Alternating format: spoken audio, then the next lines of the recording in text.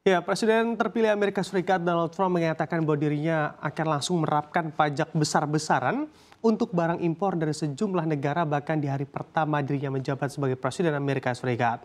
Dan tentunya hal ini pun ditangkap jelas juga oleh Gubernur Bank Indonesia Peri Warjio dan juga menjelaskan Indonesia perlu mempelajari baik-baik bagaimana kebijakan dagang Amerika Serikat era Donald Trump ini agar tidak terimbas dari kenaikan tarif. Lalu apakah Indonesia berhasil untuk mengantisipasi hal ini ke depan? Selengkapnya akan kita ulas bersama di siang hari ini dalam ancaman perang tarif era Donald Trump. Di sini kita amati begitu ya dengan terpilihnya Presiden Amerika Serikat Donald Trump kembali ke kursi Presiden Amerika, ternyata juga membuat kembali ketar-ketir di sejumlah negara dengan kebijakan tarif yang akan disahkannya di saat dirinya resmi dilantik menjadi Presiden Amerika Serikat.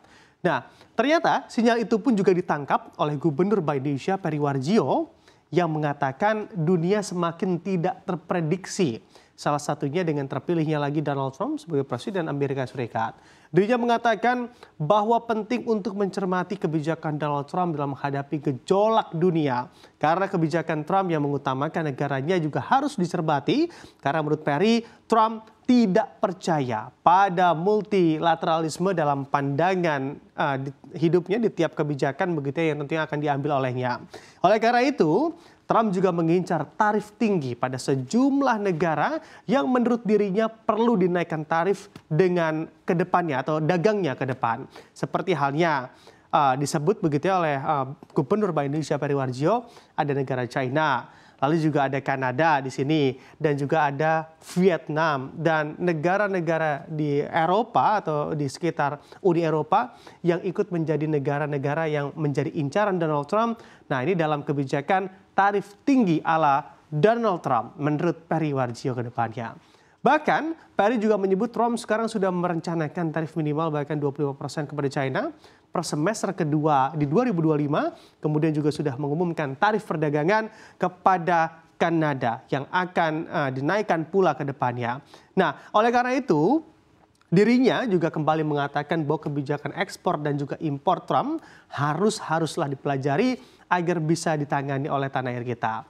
Meskipun surplus perdagangan Indonesia dengan Amerika Serikat tidak terlalu besar, Peri mengatakan Indonesia harus memahami bagaimana bisa mendapatkan perjanjian langsung dengan Amerika Serikat bukan melalui WTO ataupun melalui SEPA ke depannya. Lalu apa saja langkah ataupun alasan Trump dalam mengambil kebijakan kenaikan tarif saat dirinya kembali atau resmi kembali duduk di kursi Presiden Amerika Serikat ke depannya? Kita lihat di slide selanjutnya.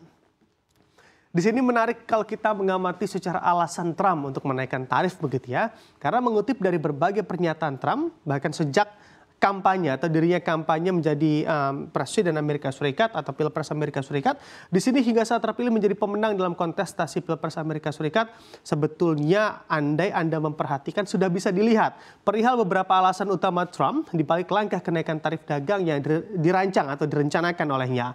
Alasan yang pertama adalah mengurangi defisit perdagangan. Nah, Trump sering mengkritik ketidakseimbangan perdagangan terutama dengan negara seperti Tiongkok ataupun China. Bahkan dirinya berpendapat kenaikan tarif dapat mendorong lebih banyak produksi dalam negeri dan mengurangi ketergantungan pada impor.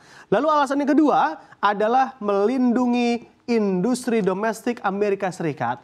Tarif seringkali digunakan untuk melindungi industri tertentu di Amerika Serikat. Seperti kalau kita jabarkan ada industri baja, aluminium, dan juga manufaktur dari persaingan internasional yang menurut Donald Trump dianggap tidak adil. Selanjutnya kalau kita amati juga alasan yang ketiga adalah bentuk tekanan atau adanya alasan kenaikan tarif dagang juga dikarenakan tekanan terhadap negara lain yang Trump juga tidak mau itu terjadi pada Amerika Serikat. Misalnya, Trump menggunakan tarif sebagai alat negosiasi untuk mendapatkan kesepakatan perdagangan yang lebih menguntungkan bagi Amerika Serikat. Contoh mudahnya adalah selama perang dagang dengan China, dirinya juga berharap tarif tinggi akan memaksa China untuk mengubah kebijakan ekonominya. Dan inilah posisi yang akan dimanfaatkan oleh Amerika Serikat terhadap China dari tarif dagang ini. Dan yang terakhir adalah melawan perdagangan atau praktik perdagangan yang menurut Donald Trump tidak adil. Bisa kita lihat begitu ya dalam pernyataan Donald Trump bahwa Trump seringkali menuduh negara lain khususnya China melakukan praktik perdagangan yang tidak adil seperti subsidi yang tidak wajar, lalu juga pencurian kekayaan intelektual dan juga ada manipulasi mata uang menurut hemat dari Donald Trump.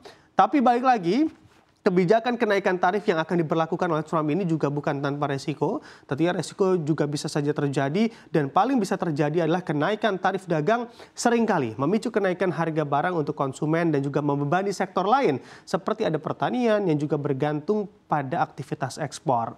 Lalu bagaimana angka defisit dagang Amerika Serikat dengan sejumlah negara atau 5 negara tadi begitu yang telah saya sebutkan yang juga diincar olehnya dengan kenaikan tarif. Kita lihat di slide selanjutnya. Nah, di sini kita amati begitu ya, kita jembrengkan angka-angkanya satu persatu, kita coba cek angka defisitnya.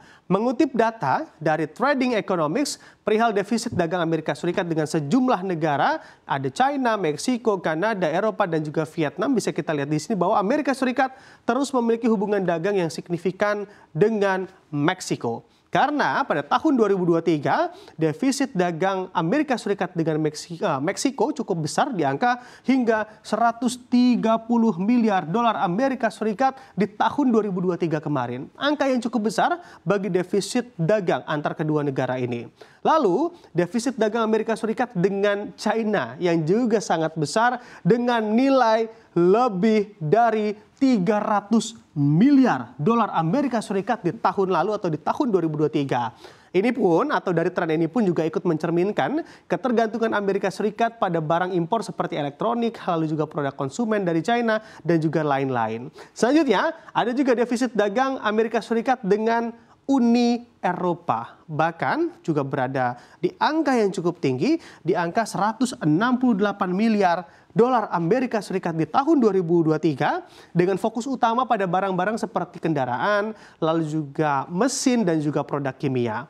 Hubungan dagang ini juga dipengaruhi oleh ketegangan tarif beberapa tahun terakhir yang juga sudah mulai disuarakan sebelum Donald Trump terpilih kembali jadi Presiden Amerika Serikat.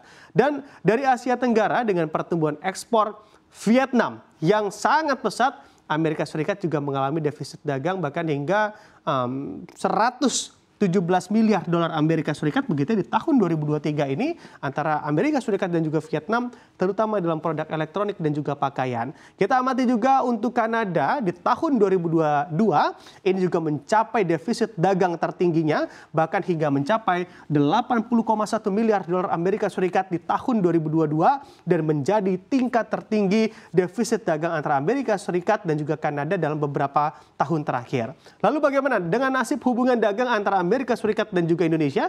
Kita lihat di slide selanjutnya.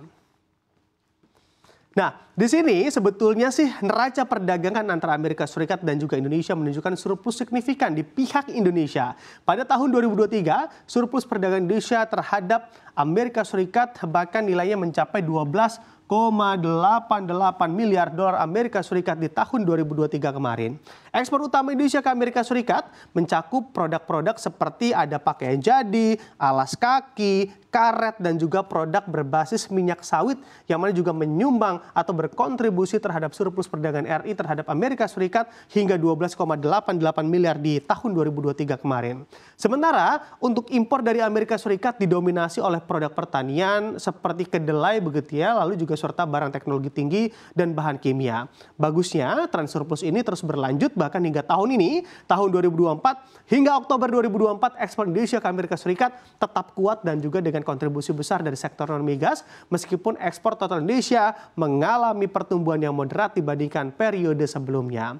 Jadi, yang perlu digarisbawahi adalah semoga langkah antisipasi dari pemerintah kita terhadap hubungan dagang dengan Amerika saat ini mampu meminimalisir resiko di tengah ketidakpastian yang meningkat, bahkan ada tantangan juga besar di tahun depan nanti.